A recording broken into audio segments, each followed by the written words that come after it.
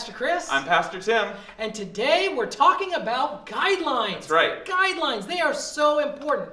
I don't know how many of you might have a pet at home, but I have a dog, and her name is Carly. And Carly is very excitable. As a matter of fact, she smells and sees everything and wants to go after it. And so she needs a guideline. We call them dog leashes.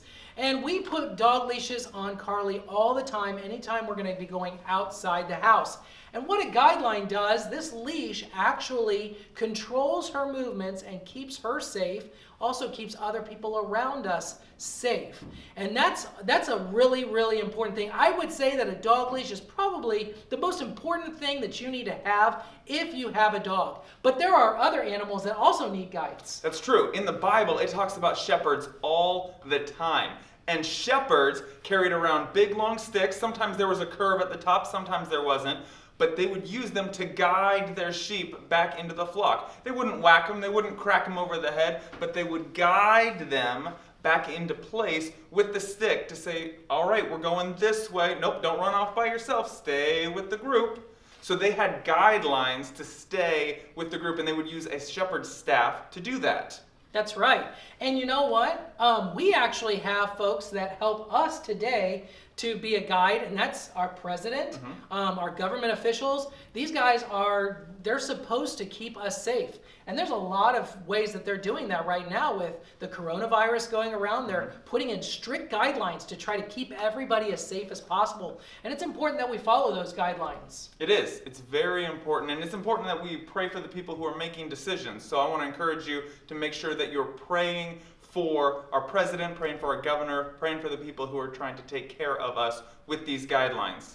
Now, Jesus, he is the shepherd, right? That's right. He's the good shepherd. That's right. So how does that whole work? I mean, how does that whole thing work with the sheep stick and all of that stuff and him being a shepherd? So Jesus is the one who gives us our guidelines as Christians. He directs us, he guides us, and we know that we can find his guidelines in his word, the Holy Bible. And so God guides us and he directs us, but the other thing that he does is he protects us. Sometimes he has to protect us from the enemy.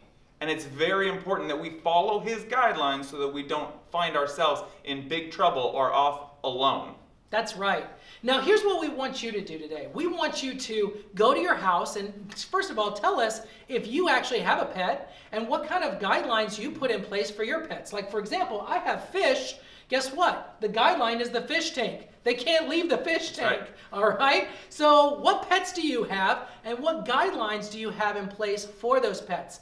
The second thing we want to ask you to do is, if you were the president of the country for one day, what guidelines would you put in place for everybody to follow? So comment below and tell us what you would do if you were the president of the country for a single day. I would do mandatory ice cream day every week.